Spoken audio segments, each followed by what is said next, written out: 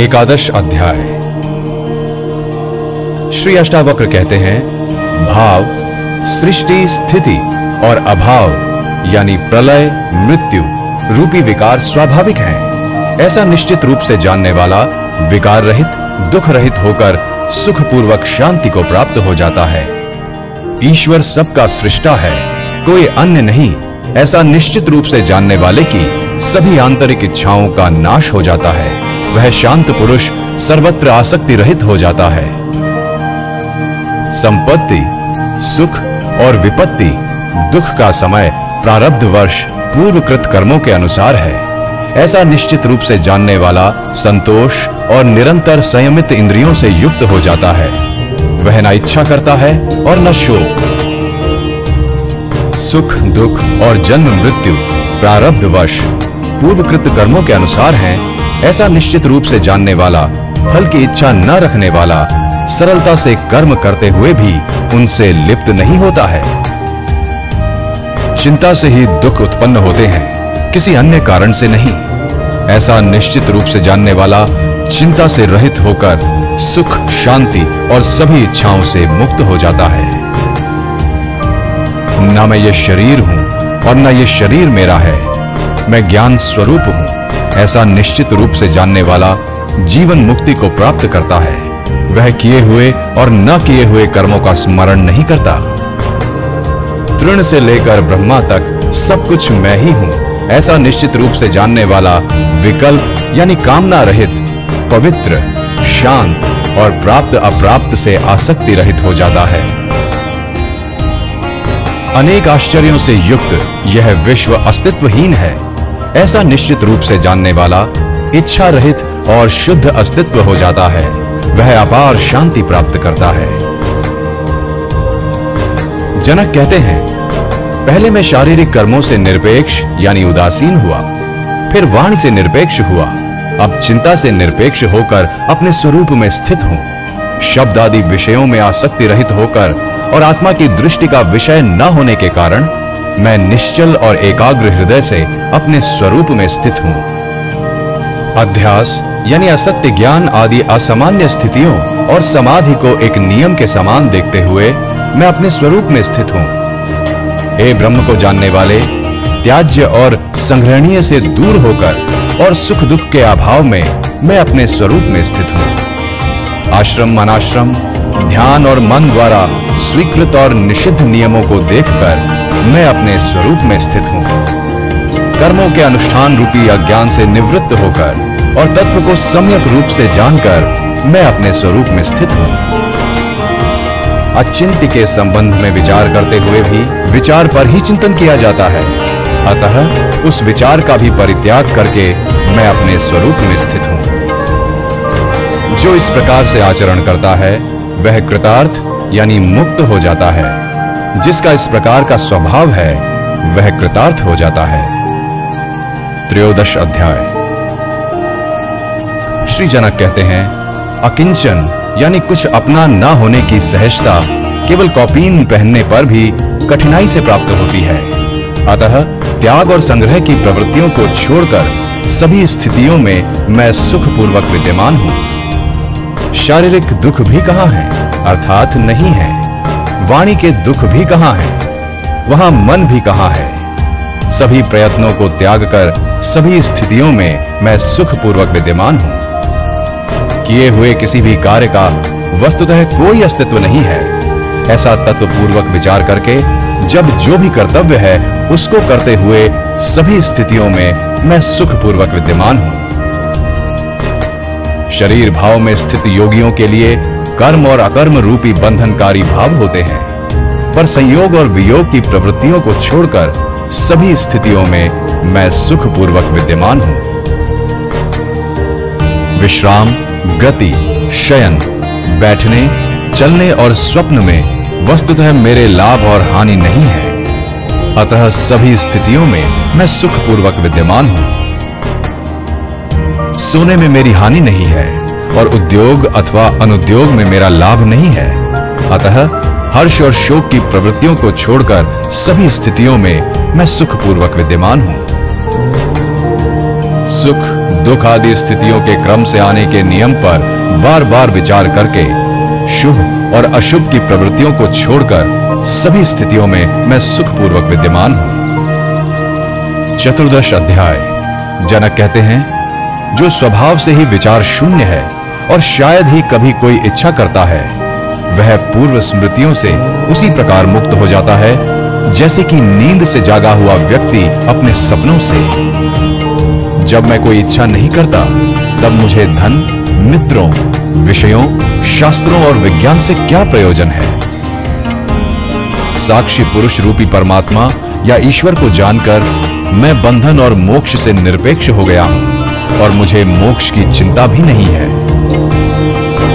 आंतरिक इच्छाओं से रहित, बाह्य रूप में चिंता रहित आचरण वाले, प्रायः मत्त पुरुषों जैसे ही दिखने वाले प्रकाशित पुरुष अपने जैसे प्रकाशित पुरुषों द्वारा ही पहचाने जा सकते हैं। 15 अध्याय। श्री अष्टावक्र कहते हैं, सात्विक बुद्धि से युक्त मनुष्य साधारण प्रकार के उपदेश से भी कृतकृत्य यानी मुक्त हो जाता है, परंतु ऐसा न होने पर, आजीवन जिज्ञासु होने पर भी परम ब्रह्म का यथार्थ ज्ञान नहीं होता है। विषयों से उदासीन होना मोक्ष है और विषयों में रस लेना बंधन है। ऐसा जानकर तुम्हारी जैसी इच्छा हो वैसा ही करो। वाणी, बुद्धि और कर्मों से महान कार्य करने वाले मनुष्यों को तत्व ज्ञान शांत, स्तब्ध और कर्म न करने वाला बना देता है। अतः सुख की इच्छा रखने वाले इसका त्याग कर देते हैं।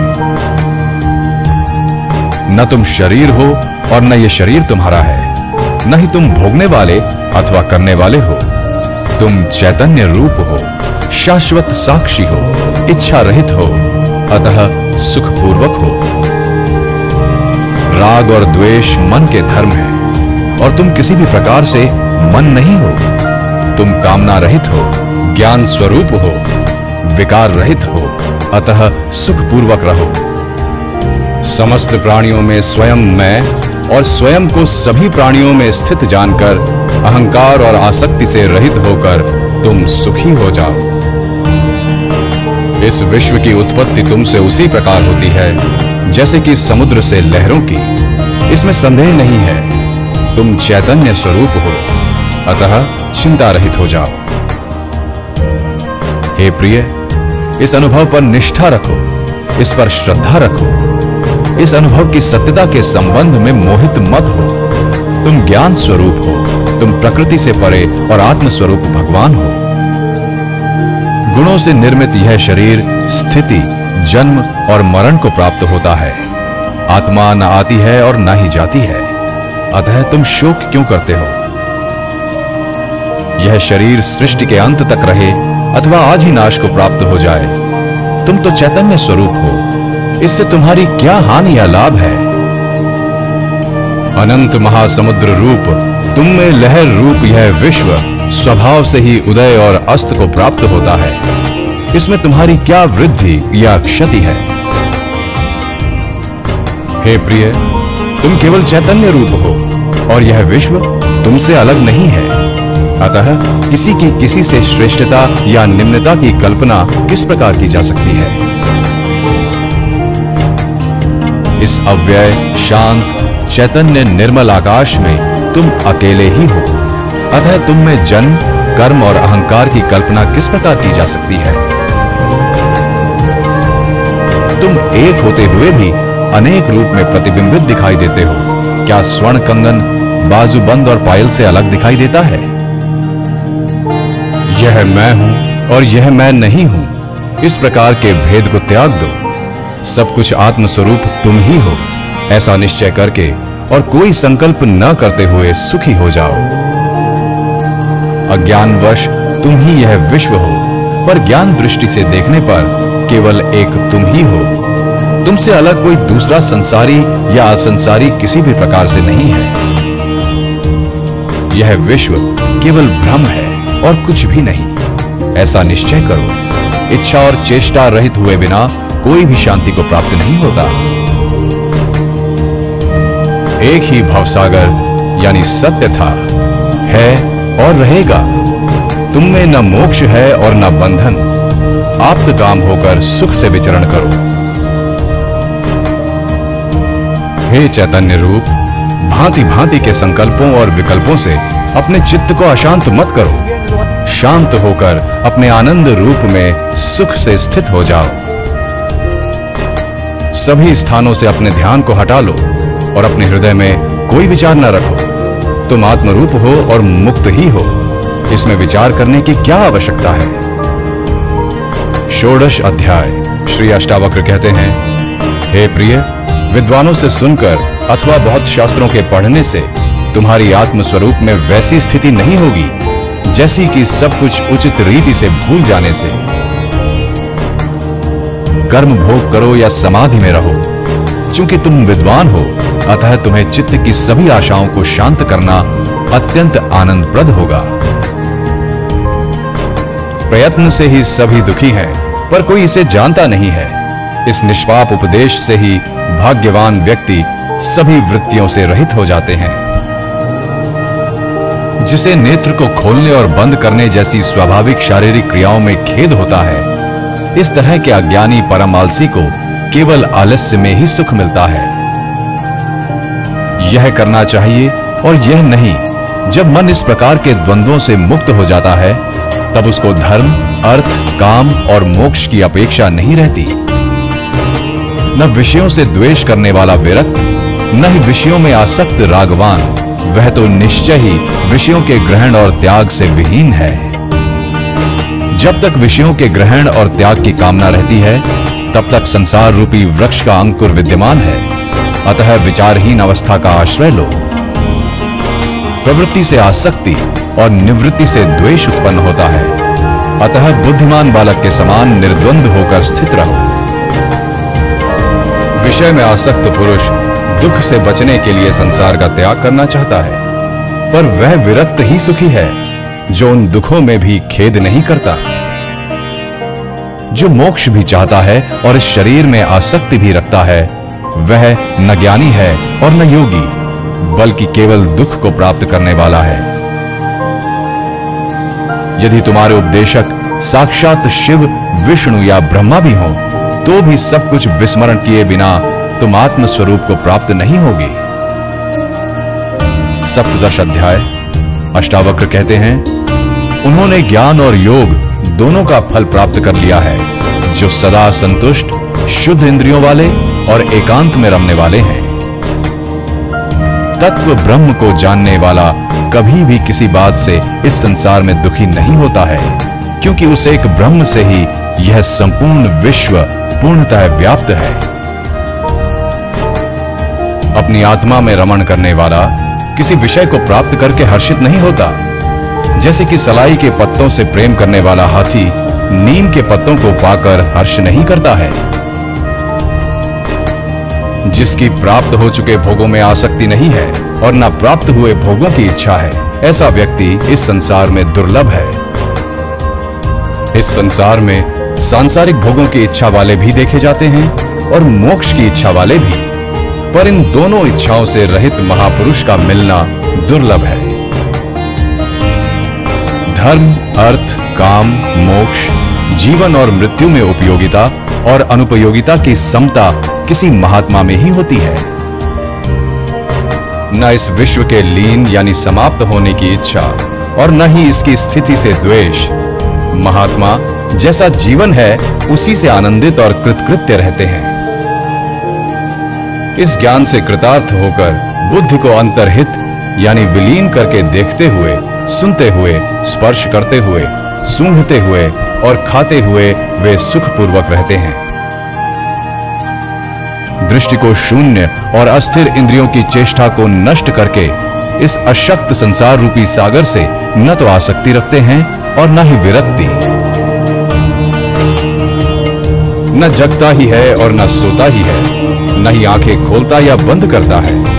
आहा, उस परम अवस्था में कोई मुक्त चेतना वाला बिरला ही रहता है। सदा स्वयं में स्थित, सर्वत्र स्वच्छ प्रयोजन वाला, समस्त वासनाओं से मुक्त पुरुष सर्वत्र सुशोभित होता है।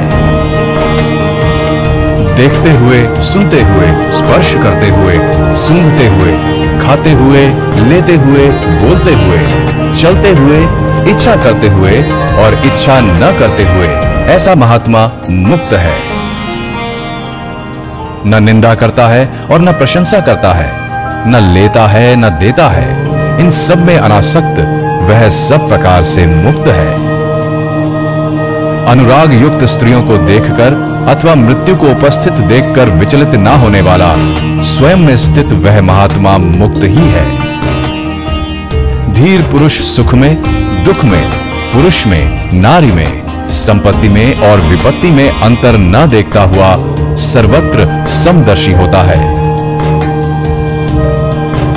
क्षीण संसार वाले पुरुष में न हिंसा और न करुणा, न गर्व और न दीनता, न आश्चर्य और न क्षोभ ही होता है। मुक्त पुरुष न तो विषयों से द्वेष करता है और न आसक्ति ही, अतः उनकी प्राप्ति और अप्राप्ति में सदा समान मन वाला रहता है। संदेह और समाधान एवं हित और अहित की कल्पना से परे शून्य चित्त वाला पुरुष कैवल्य में ही स्थित रहता है। ममता रहित, अहंकार रहित और दृश्य जगत के अस्तित्व रहित होने के निश्चय वाला, सभी इच्छाओं से रहित, करता हुआ भी कुछ नहीं करता। मन के किसी भी मोह, स्वप्न और जड़ता से रहित प्रकाशित अवस्था को प्राप्त कर मन की इच्छाओं से रहित हो जाओ। अष्टावक्र कहते हैं, जिस बोध का उदय होने पर जागने पर स्वप्न के समान भ्रम की निवृत्ति हो जाती है, उस एक सुख स्वरूप शांत प्रकाश को नमस्कार है। जगत के सभी पदार्थों को प्राप्त करके कोई बहुत से भोग प्राप्त कर सकता है, पर उन सब का आंतरिक त्याग किए बिना सुखी नहीं हो सकता। जिसका मन यह कर्तव्य है और यह अकर्तव्य आदि दुखों की तीव्र ज्वाला से झुलस रहा है, उसे भला कर्म त्याग रूपी शांति की अमृत धारा का सेवन किए बिना सुख की प्राप्ति कैसे हो सकती है? यह संसार केवल एक भावना मात्र है, परमार्थत कुछ भी नहीं है। भाव और अभाव के रूप में स्वभावतः स्थित पदार्थों का कभी अभाव नहीं हो सकता। आत्मा न तो दूर है और न पास, वो तो प्राप्त ही है। तुम स्वयं ही हो उसमें, न विकल्प है, न प्रयत्न, न विकार और न मल। अज्ञान मात्र की निवृत्ति और स्वरूप का ज्ञान होते ही दृष्टि का आवरण भंग हो जाता है और तत्व को जानने वाला शोक से रहित होकर शोभायमान हो जाता है। सब कुछ कल्पना मात्र है और आत्मा नित्य मुक्त है। धीर पुरुष इस तथ्य को जानकर फिर बालक के समान क्या अभ्यास करें? आत्मा ही ब्रह्म है और भाव अभाव कल्पित है, ऐसा निश्चय हो जाने पर निष्काम ज्ञानी फिर क्या जाने, क्या कहे और क्या करे? सब आत्मा ही है, ऐसा निश्चय करके जो चुप हो गया है, उस पुरुष के लिए यह मैं हूं, यह मैं नहीं हूं आदि कल्पनाएं भी शांत हो जाती हैं। अपने स्वरूप में स्थित होकर शांत हुए तत्वज्ञानी के लिए न विक्षेप है और न एकाग्रता, न ज्ञान है और न अज्ञान, न सुख है और न दुख। जो योगी स्वभाव से ही विकल्प रहित है, उसके लिए अपने राज्य में या भिक्षा में, लाभहानि में, भीड़ में या सूने जंगल में कोई अंतर नहीं। यह कर लिया और यह कार्य शेष है। इन द्वंद्वों से जो मुक्त है, उसके लिए धर्म कहां, कर्म कहां, अर्थ कहां और विवेक कहां? जीवन मुक्त योगी का न तो कुछ कर्तव्य है और न ही उसके हृदय में कोई अनुराग है। जैसे भी जीवन बीत जाए, वैसी ही उसकी स्थिति है। जो महात्मा सभी संकल्पों की सीमा पर विश्राम कर रहा है, उसके लिए मोह कहां, संसार कहां, ध्यान कहां और मुक्ति भी कहां? जिसने इस संसार को वास्तव में देखा हो, वह कहे कि ये नहीं है, नहीं है। जो कामना रहित है, वह तो इसको देखते हुए भी नहीं देखता। जिसने अपने से भिन्न परम ब्रह्म को देखा हो, वह चिंतन किया करे कि वह ब्रह्म मैं हूं। पर जिसे कुछ दूसरा दिखाई नहीं देता, वह निश्चिंत क्या विचार करे? जिसने अपने स्वरूप में कभी कोई विक्षेप देखा हो, वह उसको रोके। तत्व को जानने वाले का विक्षेप कभी होता ही नहीं है। किसी साध्य के बिना वो क्या करे? तत्वज्ञ तो सांसारिक लोगों से उल्टा ही होता है। वह सामान्य लोगों जैसा व्यवहार करता हुआ भी अपने स्वरूप में न समाधि देखता है, न विक्षेप और न लय ही। तत्वज्ञ भाव और अभाव से रहित, तृप्त और कामना रहित होता है। लौकिक दृष्टि से कुछ उल्टा सीधा करते हुए भी वह कुछ भी नहीं करता। तत्वज्ञ का प्रवृत्ति या निवृत्ति का दुराग्रह नहीं होता। जब जो सामने आ जाता है तब उसे करके वह आनंद से रहता है। ज्ञानी कामना, आश्रय और परतंत्र आदि के बंधनों से सर्वथा मुक्त होता है। प्रारब्ध रूपी वायु के वेग से उसका शरीर उसी प्रकार गतिशील रहता है जैसे वायु के वेग से सूखा पत्ता। जो संसार से मुक्त है वह न कभी हर्ष करता है और न विषाद। उसका मन सदा शीतल रहता है। वह शरीर रहते हुए भी विदेह के समान सुशोभित होता है।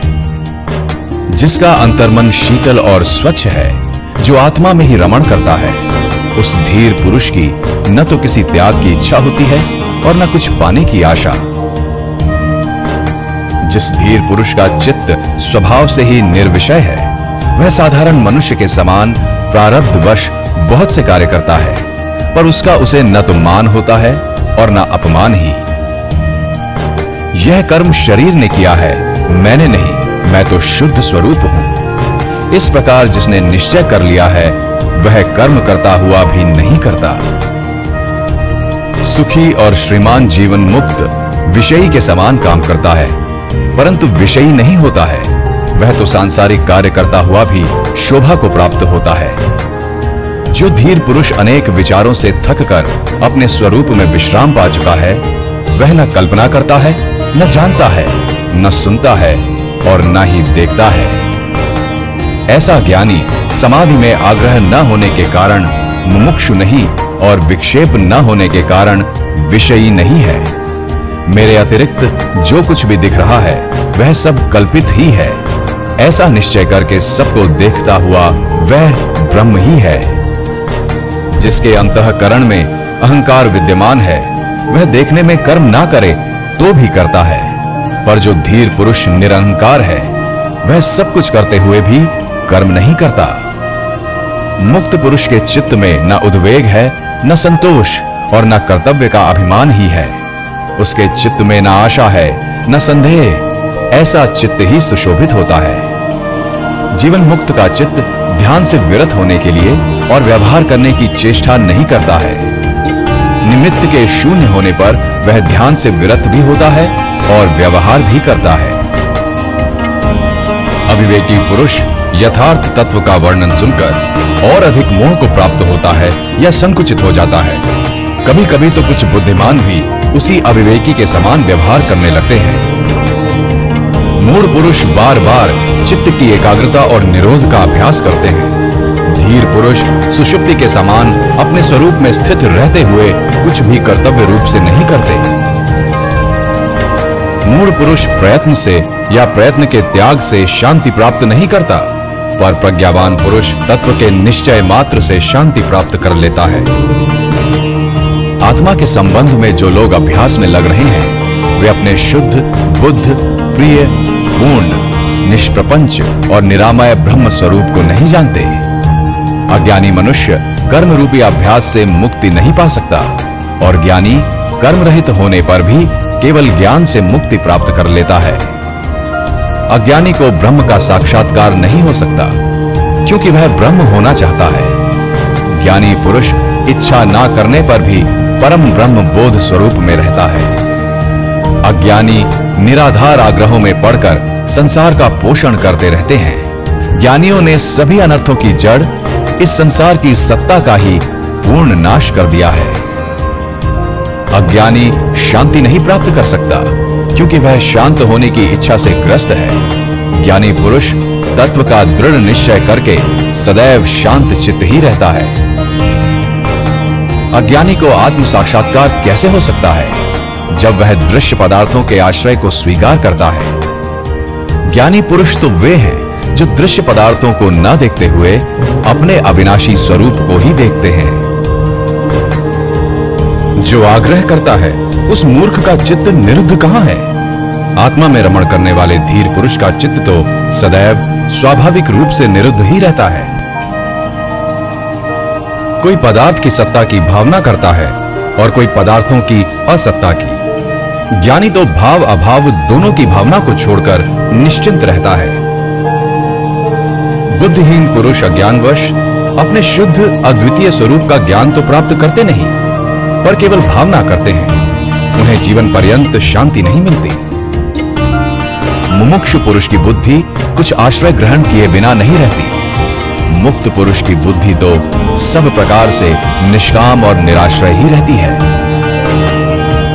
अज्ञानी पुरुष विषय रूपी मत वाले हाथियों को देखकर भयभीत हो जाते हैं और शरण के लिए तुरंत निरोध और एकाग्रता की सिद्धि के लिए झटपट चित्त की गुफा में घुस जाते हैं।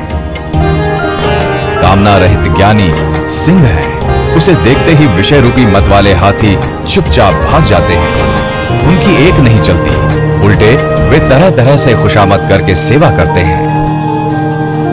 शंका रहित ज्ञानी पुरुष मुक्त के साधनों का अभ्यास नहीं करता। वह तो देखते, सुनते, छूते, सूंघते, भोगते हुए भी आनंद में मग्न रहता है। शुद्ध बुद्धि पुरुष वस्तु तत्व के केवल सुनने मात्र से आकुलता रहित हो जाता है। फिर आचार अनाचार या उदासीनता पर उसकी दृष्टि नहीं जाती। स्वभाव में स्थित ज्ञानी शुभ हो या अशुभ, जो सब करने के लिए सामने आ जाता है, तब वह उसे बालक की चेष्टा के समान सरलता से कर डालता है। स्वतंत्रता से ही सुख की प्राप्ति होती है। स्वतंत्रता से ही परम तत्व की उपलब्धि होती है। स्वतंत्रता से ही परम शांति की प्राप्ति होती है। स्वतंत्रता से ही परम पद मिलता है। जब साधक अपने आप को अकर्ता और अभोक्ता निश्चय कर लेता है, तब उसके चित्त की सभी वृत्तियां क्षीण हो जाती हैं। धीर पुरुष की स्वाभाविक स्थिति विक्षोभ युक्त होने पर भी श्रेष्ठ है, पर जिसके चित्त में अनेक इच्छाएं भरी हैं, उस अज्ञानी पुरुष पर बनावटी शांति शोभा नहीं पाती। धीर पुरुष बड़े भोगों में आनंद करते हैं और पर्वतों की गहन गुफाओं में भी निवास करते हैं, पर वे कल्पना, बंधन और बुद्धि की वृत्तियों से मुक्त होते हैं। धीर पुरुष शास्त्रज्ञ, ब्राह्मण, देवता, तीर्थ, स्त्री, राजा और प्रिय को देखकर उनका स्वागत करता है, पर उसके हृदय में कोई कामना नहीं होती। सेवक, पुत्र, स्त्री, नाती और सगोत्र द्वारा हंसी उदय जाने पर, धिक्कारने पर भी योगी के चित्त में थोड़ा सा भी विकार उत्पन्न नहीं होता। लौकिक दृष्टि से प्रसन्न दिखने पर वह प्रसन्न नहीं होता और दुखी दिखने पर दुखी नहीं होता। उसकी उस आश्चर्यमय दशा को उसके समान लोग ही जान सकते हैं। कर्तव्य बुद्धि का नाम ही संसार है। विद्वान लोग उस कर्तव्यता को नहीं देखते, क्योंकि उनकी बुद्धि शून्याकार, निराकार, निर्विकार और निरामय होती है। अज्ञानी पुरुष कुछ न करते हुए भी क्षोभवश सदा व्यग्र ही रहता है। योगी पुरुष बहुत से कार्य करता हुआ भी शांत रहता है।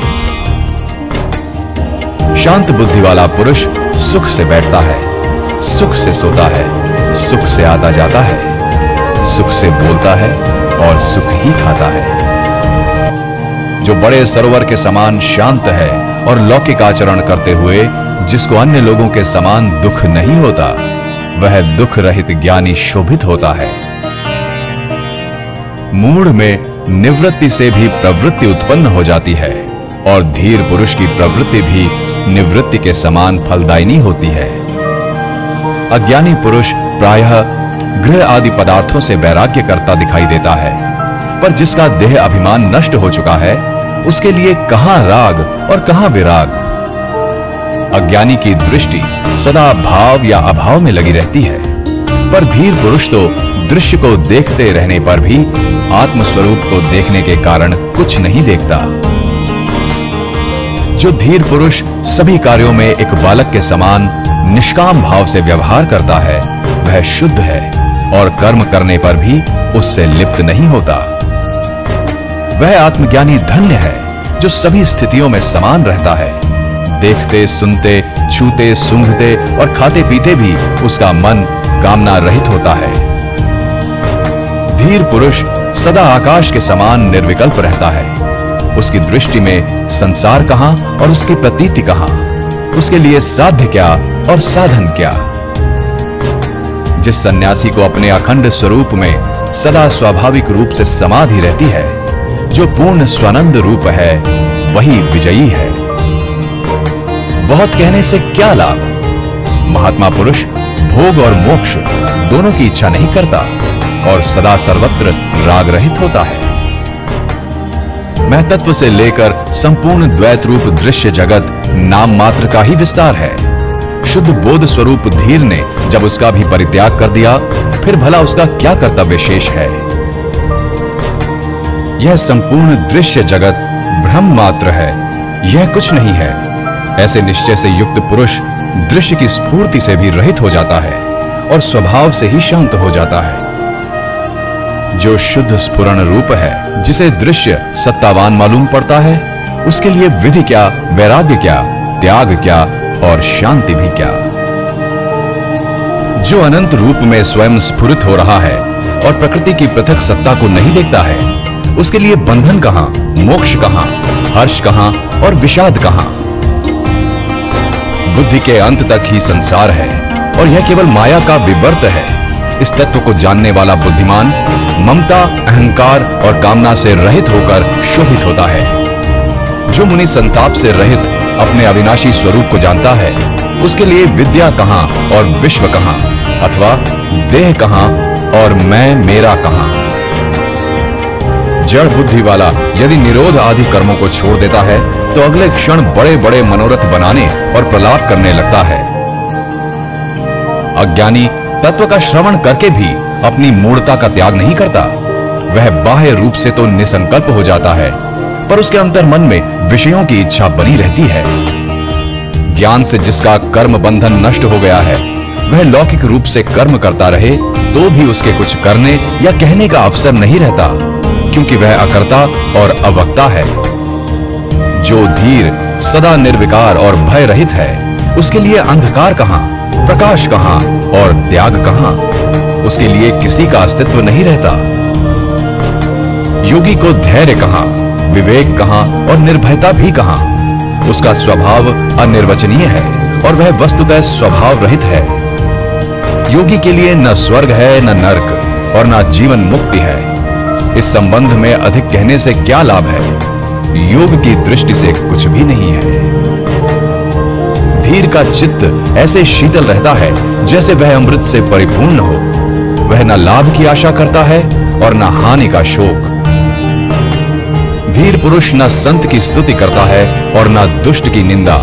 वह सुख दुख में समान स्वयं में तृप्त रहता है।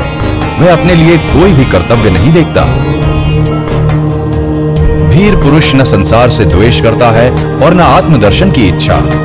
वह हर्ष और शोक से रहित है। लौकिक दृष्टि से वह न तो मृत है और न जीवित। जो धीर पुरुष पुत्र, स्त्री आदि के प्रति आसक्ति से रहित होता है, विषय की उपलब्धि में उसकी प्रवृत्ति नहीं होती, अपने शरीर के लिए भी निश्चिंत रहता है, सभी आशाओं से रहित होता है, वह सुशोभित होता है। जहां सूर्यास्त हुआ वहां सो लिया, जहां इच्छा हुई वहां रह लिया, जो सामने आया उसी के अनुसरण व्यवहार कर लिया। इस प्रकार धीर सर्वत्र संतुष्ट रहता है। जो अपने आत्म स्वरूप में विश्राम करते हुए भी सभी प्रपंचों का नाश कर चुका है, उस महात्मा को शरीर रहे अथवा नष्ट हो जाए ऐसी चिंता भी नहीं होती। ज्ञानी पुरुष संग्रह रहित, स्वच्छंद, निर्द्वंद और संशय रहित होता है। वह किसी भाव में आसक्त नहीं होता। वह तो केवल आनंद से विहार करता है। धीर पुरुष की हृदय ग्रंथि खुल जाती है। रज और तम नष्ट हो जाते हैं। वह मिट्टी के ढेले, पत्थर और सोने को समान दृष्टि से देखता है। ममता रहित वह सुशोभित होता है। जो इस दृश्य प्रपंच पर ध्यान नहीं देता, आत्म तृप्त है। जिसके हृदय में जरा सी भी कामना नहीं होती, ऐसे मुक्तात्मा की तुलना किसके साथ की जा सकती है? कामना रहित धीर पुरुष के अतिरिक्त ऐसा कौन है जो जानते हुए भी ना जाने, देखते हुए भी ना देखे और बोलते हुए भी ना बोले? राजा हो या रंक, जो कामना रहित है वह ही सुशोभित होता है। जिसकी दृश्य वस्तुओं में शुभ और अशुभ बुद्धि समाप्त हो गई है वह निष्काम है। योगी निष्कपट, सरल और चरित्रवान होता है। उसके लिए स्वच्छंदता क्या, संकोच क्या और तत्व विचार भी क्या। जो अपने स्वरूप में विश्राम करके तृप्त है, आशा रहित है, दुख रहित है, वह अपने अंतःकरण में जिस आनंद का अनुभव करता है वह कैसे किसी को बताया जा सकता है? धीर पुरुष पद पद पर तृप्त रहता है। वह सोकर भी नहीं सोता, वह स्वप्न देखकर भी नहीं देखता और जागृत रहने पर भी नहीं जागता। धीर पुरुष चिंतावान होने पर भी चिंता रहित होता है, इंद्रिय युक्त होने पर भी इंद्रिय रहित होता है, बुद्धि युक्त होने पर भी बुद्धि रहित होता है और अहंकार सहित होने पर भी अहंकार रहित होता है। धीर पुरुष न सुखी होता है और न दुखी, न विरक्त होता है और न अनुरक्त, वह न मुमुक्षु है और न मुक्त, वह कुछ नहीं है, कुछ नहीं। धीर पुरुष विक्षेप में विक्षिप्त नहीं होता, समाधि में समाधिस्थ नहीं होता, उसकी लौकिक जड़ता में वह जड़ नहीं है और पांडित्य में पंडित नहीं है। धीर पुरुष सभी स्थितियों में अपने स्वरूप में स्थित रहता है, कर्तव्य रहित होने से शांत होता है, सदा समान रहता है। तृष्णा रहित होने के कारण उसने क्या किया और क्या नहीं, इन बातों का स्मरण नहीं करता। वंदना करने से वो प्रसन्न नहीं होता, निंदा करने से क्रोधित नहीं होता, मृत्यु से उद्वेग नहीं करता और जीवन का अभिनंदन नहीं करता। शांत बुद्धि वाला धीर न तो जनसमूह की ओर दौड़ता है और न वन की ओर। वह जहां जिस स्थिति में होता है वहां ही समचित से आसीन रहता है। नवदश अध्याय।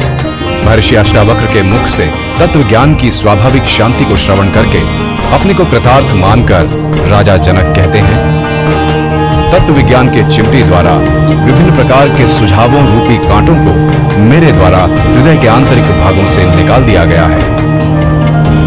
अपनी महिमा में स्थित मेरे लिए क्या धर्म है और क्या काम है, क्या अर्थ है और क्या विवेक है, क्या द्वैत है और क्या अद्वैत है, अर्थात नहीं है। अपनी महिमा में स्थित मेरे लिए क्या अतीत है और क्या भविष्य है और क्या वर्तमान ही है, क्या देश है और क्या काल है, अर्थात नहीं है। अपनी महिमा में स्थित मेरे लिए क्या आत्मा है और क्या अनात्मा है, तथा क्या शुभ है और क्या अशुभ, क्या विचार युक्त होना है और क्या निर्विचार होना है। अपनी महिमा में स्थित मेरे लिए क्या स्वप्न है और क्या सुषुप्ति, तथा क्या जागरण है, क्या तुरीय अवस्था है अथवा क्या भय ही है।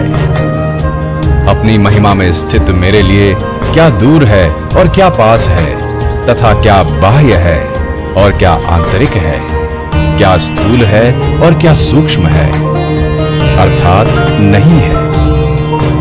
अपनी महिमा में स्थित मेरे लिए क्या मृत्यु है और क्या जीवन है, तथा क्या लौकिक है और क्या पारलौकिक है, क्या लय है और क्या समाधि है। अपनी आत्मा में नित्य स्थित मेरे जीवन के 3 उद्देश्य निरर्थक हैं। योग पर चर्चा अनावश्यक है और विज्ञान का वर्णन अनावश्यक है। विंश अध्याय। 20वां प्रकरण। राजा जनक कहते हैं, मेरे निष्कलंक स्वरूप में 5 महाभूत कहां हैं, या शरीर कहां है और इंद्रियां या मन ही कहां है, शून्य कहां है और निराशा कहां है, अर्थात नहीं है। सदा सभी प्रकार के द्वंद्वों से रहित मेरे लिए क्या शास्त्र है और क्या आत्मज्ञान अथवा क्या विषय रहित मन ही है, क्या प्रसन्नता है या क्या संतोष है, क्या विद्या है या क्या अविद्या है, क्या मैं है या क्या वह है और क्या मेरा ही है, क्या बंधन है अर्थात नहीं है, क्या प्रारब्ध कर्म है और क्या जीवन मुक्ति है, सर्वदा विशेषता परिवर्तन से रहित मुझ में क्या शरीरहीन कैवल्य है। सदा स्वभाव से रहित मुझ में कौन करता है और कौन भोगता, क्या निष्क्रियता है और क्या क्रियाशीलता, क्या प्रत्यक्ष है और क्या अप्रत्यक्ष ही अर्थात नहीं है। अपने अद्वय यानी दूसरे से रहित स्वरूप में स्थित मेरे लिए क्या संसार है और क्या मुक्ति की इच्छा, कौन योगी है और कौन ज्ञानी, कौन बंधन में है और कौन मुक्त। अपने अद्वय दूसरे से रहित स्वरूप में स्थित मेरे लिए क्या सृष्टि है और क्या प्रलय, क्या साध्य है और क्या साधन, कौन साधक है और क्या सिद्धि है। विशुद्ध मुझ में कौन ज्ञाता है और क्या साक्ष्य है अर्थात नहीं है। क्या ज्ञेय है और क्या ज्ञान, क्या स्वल्प है और क्या सर्व। सदा निष्क्रिय मुझ में क्या अन्य मनस्कता है और क्या एकाग्रता, क्या विवेक है और क्या विवेकहीनता, क्या हर्ष है और क्या विषाद। सदा विचार रहित मेरे लिए क्या संसार है और क्या परमार्थ, क्या सुख है और क्या दुख। सदा विशुद्ध मेरे लिए क्या माया है और क्या संसार, क्या प्रीति है और क्या विरति, क्या जीव है और क्या वह ब्रह्म। अचल विभाग रहित और सदा स्वयं में स्थित मेरे लिए क्या प्रवृत्ति है और क्या निवृत्ति, क्या मुक्ति है और क्या बंधन अर्थात नहीं है। विशेषण रहित कल्याण रूप मेरे लिए क्या उपदेश है और क्या शास्त्र, कौन शिष्य है और कौन गुरु, और क्या प्राप्त करने योग्य ही है। क्या है और क्या नहीं, क्या अद्वैत है और क्या द्वैत। अब बहुत क्या कहा जाए, मुझ में कुछ भी भाव नहीं उठता है।